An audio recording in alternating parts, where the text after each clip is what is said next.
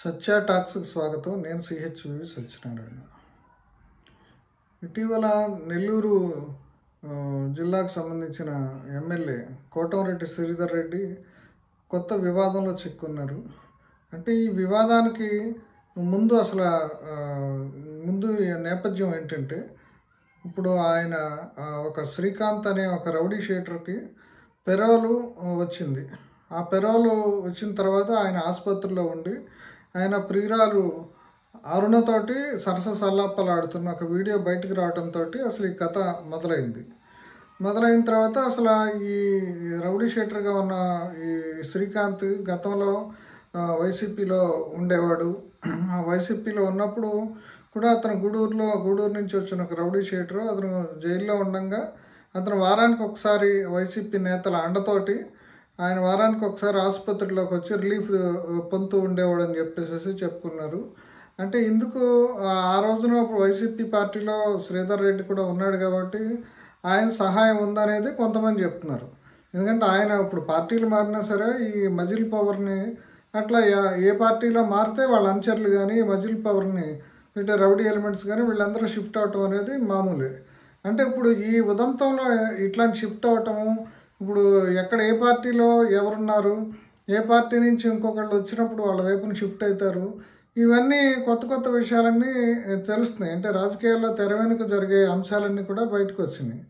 ఇప్పుడు ఈ వీడియో బయటికి రాగానే అసలు ఈ పెరోల్కి ఎవరు రికమెండ్ చేశారు, ఆ రికమెండ్ చేసింది శ్రీధర్ రెడ్డి, కోటంరెడ్డి శ్రీధర్ రెడ్డి అనే విషయం బయటకు రావడంతో రెండో మలుపు తిరిగింది కథ. ఆ శ్రీధర్ రెడ్డి తను చెప్పడం ఏంటంటే, ఇప్పుడు నేను పెరోల్ మీద సంతకం చేశాను కానీ పెరోల్కి చాలామంది నా దగ్గరికి వస్తూ ఉంటారు, పెరోల్కి రికమెండ్ చేస్తూ సంతకం చేశాను కానీ హోమ్ మినిస్టర్ ఆ పెరోల్ని తిరస్కరించారని చెప్పేసి తన లెటర్ని తిరస్కరించారని చెప్పేసి చెప్తున్నారు. అయితే మరి పెరోల్ రావడానికి కారణం ఎవరు అంటే, హోమ్ మినిస్టర్ మీద ఒత్తిడి ఇచ్చింది ఎవరు, అయితే హోమ్ మినిస్టర్ తనంతటి తానుగానే ఈ పెరోల్ ఇచ్చారా, ఇతనికి పెరోల్ ఇవ్వటం వెనక ఎవరున్నారు, ఇవన్నీ అట్లా ప్రశ్నలుగానే మిగిలిపోయినాయి.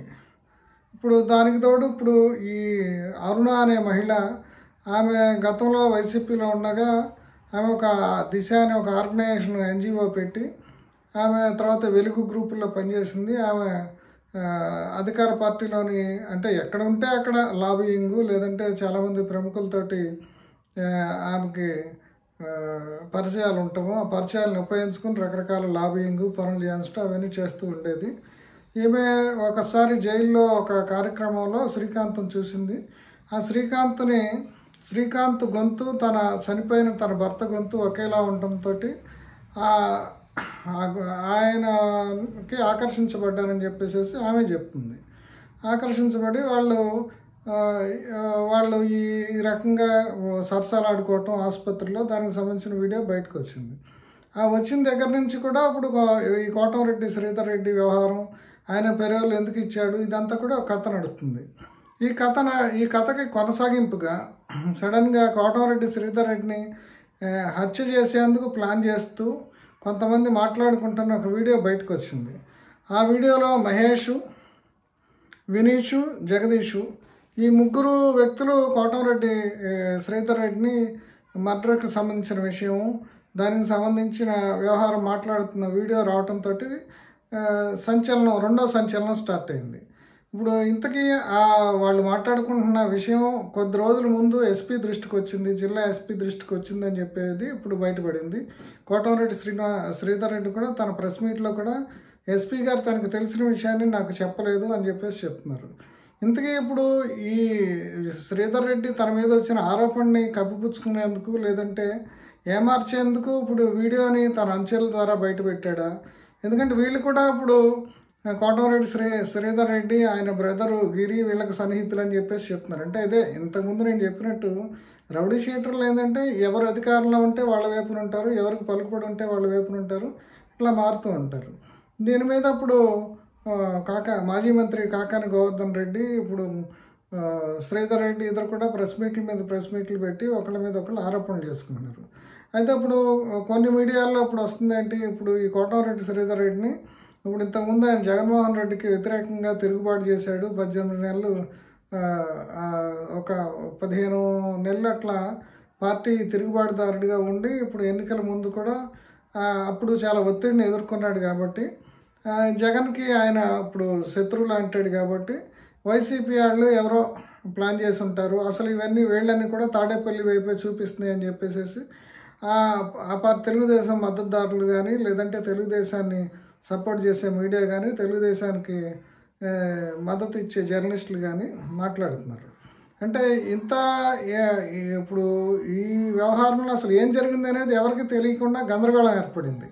అసలు ఇంతకీ కోటంరెడ్డి శ్రీధర్ రెడ్డి పెరేలు పేపర్ మీద ఎందుకు సంతకం పెట్టాడు, ఆయనకి శ్రీకాంత్కి ఉన్న సంబంధం ఏంటి, నిజంగా శ్రీకాంత్ ఆయన అనుచరుడా, అట్లాగే వీడియోలో మాట్లాడుకుంటున్న వాళ్ళకి ఈ శ్రీధర్ రెడ్డి వర్గానికి వాళ్ళకి సంబంధాలు ఉన్నాయా, పోనీ ఇప్పుడు కానీ గతంలో వాళ్ళతో ఉంటాం కానీ అసలు ఇప్పుడు శ్రీధర్ రెడ్డిని మర్డర్ చేయాల్సిన అవసరం ఎవరికి ఉంది. ఇక్కడ ఇంకోటి చెప్తున్నారు, ఇప్పుడు శ్రీధర్ రెడ్డి వైపు నుంచి ఏంటంటే ఆయనకి ఇప్పుడు రేపు ఎక్స్పాన్షన్లో మంత్రి పదవి ఇచ్చే అవకాశం ఉంది, అందుకనే ఆ మంత్రి పదవి ఆయనకి రాకుండా చేయడానికి ఈ కాంట్రవర్సీ తెచ్చారనేది ఒక మాట. శ్రీకాంత్ పెరోల్ వ్యవహారం తీసుకొచ్చారని, దానికి కౌంటర్ స్ట్రాటజీగా అప్పుడు శ్రీధర్ రెడ్డి బహుశా ఈ మర్డర్కి సంబంధించిన దీన్ని ఈ వీడియోని బయటపెట్టడం అట్లా చేశాడనే అనుమానం కూడా వస్తుంది ఇప్పుడు ఇవన్నీ ఈ స్టోరీ అంతా విన్నాక. ఎందుకంటే శ్రీధర్ రెడ్డి కూడా ఒక సీనియర్ పొలిటీషియన్, ఆయన విద్యార్థి రాజకీయాల నుంచి ఉన్నాడు, ఆయన చాలా నాటకీయంగా రాజకీయాలని నడిపే చాకచక్య ఉన్నాడు. జగన్మోహన్ రెడ్డికి బాగా సన్నిహితుడిగా ఉండి అసలు ఆయన ఆ పార్టీ నుంచి బయటకు వస్తాడని ఎవరూ అనుకోలేదు. అట్లానే ఇప్పుడు బయటకు వచ్చిన తర్వాత తెలుగుదేశంలో కూడా ఆయనకేం మంత్రి పదవి ఇవ్వలేదు, అయితే ఆయన ధోరణిలో ఆయన పని చేసుకుంటూ పోతున్నాడు. ఇప్పుడు ఇటువంటి పరిస్థితుల్లో ఇంతకీ శ్రీధర్ రెడ్డి ఏమో నన్ను మర్డర్ చేస్తారు అనే వీడియో బయటకు వచ్చిన విషయం పోలీసులకి తెలిసినా సరే చెప్పలేదని చెప్తున్నాడు. అంటే ఇప్పుడు పోలీసులకి తెలిస్తే ఎందుకు చెప్పలేదు, ఇప్పుడు ఇది శ్రీధర్ రెడ్డి రాజకీయం చేస్తున్నాడా, లేదంటే ముందు ఆ పెరోల్ వ్యవహారానికి శ్రీధర్ రెడ్డి ఎందుకు సంతకం పెట్టాడు, ఆ అరుణ శ్రీకాంత్ ఇప్పుడు ఈ వీడియోలో ఉన్న ఈ బ్యాచ్కి కోటంరెడ్డికి సంబంధాలు ఉన్నాయా, ఇవన్నీ కూడా ఎప్పటికీ జవాబులు దొరికిన ప్రశ్నలు కానీ ఇప్పటివరకు కనిపిస్తున్నాయి. ఇప్పుడు ప్రెస్ మీట్లో విలేకరులు అడిగిన ప్రశ్నలకు కూడా కోటంరెడ్డి సమాధానాలు చెప్తున్నాడు, తనకేం భయం లేదు, ఎవరు తను ఏం చేయలేరు అని చెప్పేసి చెప్తున్నాడు. కానీ అసలు ఏం జరిగింది అనేది ఎవరికి తెలియకుండా పోతుంది. ఇప్పుడు ఇదొకటి ఇప్పుడు సంచలనాత్మకమైన వార్త, ఇప్పుడు సంచలనాత్మకమైన కథనం ఈ మధ్యకాలంలో మీడియాకి ఒక ఆహారం కింద పనిచేస్తుంది.